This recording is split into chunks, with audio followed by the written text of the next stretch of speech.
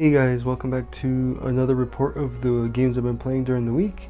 And this week I played 4 games in total. Starting off, it's going to be Assassin's Creed Shadows. So I finally finished the game and my entire playtime is about 66 hours. And overall, I did enjoy the game. I did enjoy the narrative. I didn't find any of it cringy or forced. It all made sense to me, and Naoe's and Yasuke's story being intertwined made sense, and both aspects of the story focused on different elements, and I really enjoyed that. And like I mentioned before, I did kind of get a little tired of exploring the map because how big it is, and that's probably my biggest gripe with the game, is how big the map is. Because there are things to do on the map and stuff, but a lot of the map is just forests that are there just for looks, to make the game look pretty. Like, for instance, in KCD2, that game also has forests, but there's a lot of hidden things within those forests that make it worth your while to actually explore within them. Meanwhile, AC Shadows, all their forests are there just for looks, just to look pretty, because if you try to go through it, all the like trees and branches are in your face and it's hard to see Naoe or Yasuke, and you're not meant to really cut corners, I guess, or like shortcuts to get to your destination because of that, and that's unfortunate. That's why I think the AC Shadows map should have been a lot smaller, just to combat that.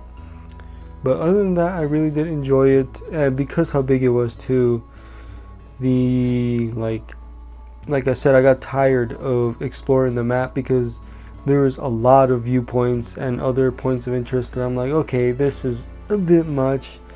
And after a while, you do get tired of doing the same thing over and over again, and like it doesn't really make it worth your while eventually, because there is something called knowledge points in this game, and these are essentially levels within levels of your character. So once you reach level 6 knowledge, you have access to the entire skill tree, with the exception of certain skills that are locked behind certain quests. So after you've achieved level 6 knowledge rank, you don't have to do certain activities out in the open world that grant you knowledge points. You can if you want to, just to like write it off like a checklist, but it's no longer necessary. Now, certain activities like the Kofun, they are like tombs, and these tombs have, you know, certain weapons or certain armor sets that you probably would like. But other than that, like the shrines or even the meditation points really yield no reward after you reach knowledge level 6. I did play the game on normal, and I did have issues with the game on normal. Like, it was pretty difficult and pretty fair.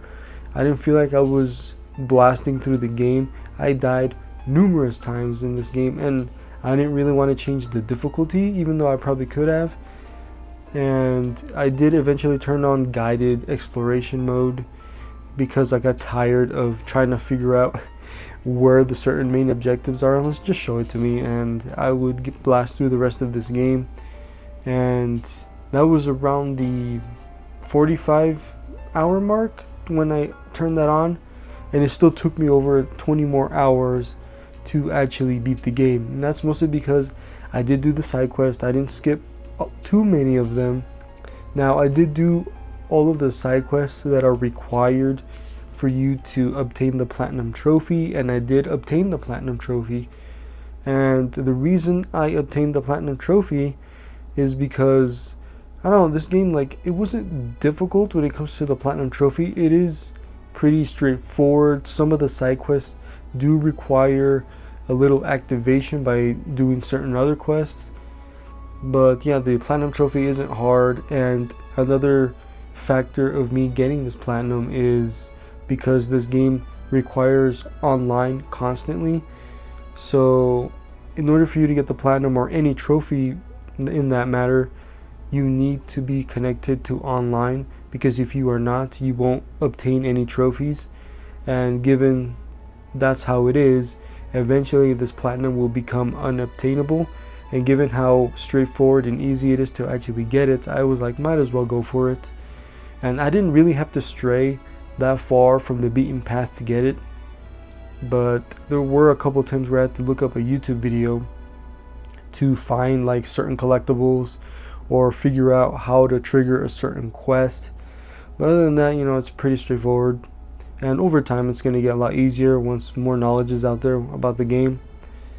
And yeah, like I mentioned in some of my previous episodes, if you are not a fan of Ubisoft open world games, this game is not going to change your mind. It still has that core DNA of a Ubisoft open world game. And yeah, if you like open world Ubisoft games, you're going to like this game. And what really helps is that this game offers that immersive mode where you don't know where everything is at. It doesn't tell you straight up, and you have to search for clues and listen to the dialogue. So that's there. So that is everything I have to say about Assassin's Creed Shadows. So that was Assassin's Creed Shadows. The next game I played is going to be KCD 2. I actually didn't play this game as much as I would like, because Assassin's Creed took up most of my time during the week for gaming. So I only played maybe like 20 to 30 minutes of this game, but I'm at a point where like I've already spent well over 80 hours into the game, and I'm scratching the surface of the second region of the game. And I'm honestly thinking about just beelining the main story and then focusing on the side content after I beat the main game. I'm trying to weigh my options here if I really do just want to beeline the main story or spend who knows how long on the rest of the game. I am going to play more of it, and I'm hoping that I beat this game before Clair Obscur Expedition 33 comes out, but we'll see. So that was Kingdom Come Deliverance 2. The next game I played is none other than Croc and the Legend of the Gobos. So this is the newest remaster of the game from the PlayStation 1, and I've been playing it off and on since last week. I'm about 30% done with the game according to my save file, but unfortunately I've hit a roadblock with the game, and this is a roadblock that is present for every single person that's playing this game. The game got an update within the last day of this recording, and unfortunately the developer accidentally broke the game, because when you try to play the game now, when you spend a little over 2 to 3 minutes playing the game just crashes, and it doesn't matter where you are in the game. It happens no matter what. It doesn't matter if you uninstall and reinstall the game or restart your console, it crashes no matter what. And my first thing to do was to go on Reddit to see if I was the only one affected. Turns out I'm not. They really did break the game, so that's unfortunate. So now if you are interested in this game, I highly suggest that you wait until the developer fixes the game, because I do really want to finish this game off, because it is a very short game, given I'm already 30% through the game and I'm only like 3 hours into the game.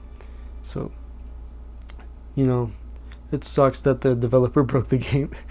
But yeah, I will say that you should wait unless you've already bought it from my last video. But yeah, wait to buy it, and hopefully the physical version of the game, when that eventually gets released, is a complete unbroken version of the game. But we'll see about that. So that was Croc and the Legend of the Gobos. And the last and final game I played during the week is, of course, Dark Souls Remastered on Nintendo Switch. So I've only played about an hour of this game this week. The reason I've been playing this game this week is because I'm actually playing this game with my sister. So I've wanted her to play this game with me and get her into more hardcore games. And we only got to play an hour. And as I expected, she's having issues playing the game. So I'm trying to help her step by step throughout her journey playing this game. And once we finally beat the tutorial for her, and we get access to the white soapstone. I'll be helping her more than she'll be helping me, because I've already beat Dark Souls Remastered and the original version countless times, so I know the game like the back of my hand. So hopefully by the time she beats the game, if she gets that far without, freaking out, I'm hoping that she opens up more on these types of games, or even other games that she's not as comfortable playing. So yeah, we'll see how that turns out, and let's see if she ends up dropping it or she ends up seeing it through to the credits. So that was Dark Souls Remastered on Nintendo Switch. Alright, once again, like every week, I would like to ask you what you've been playing during the week, and what are your thoughts on the games you've been playing, and what are you looking forward to for the rest of the month and beyond. Anyways guys, thank you for watching. I'll see you guys next time.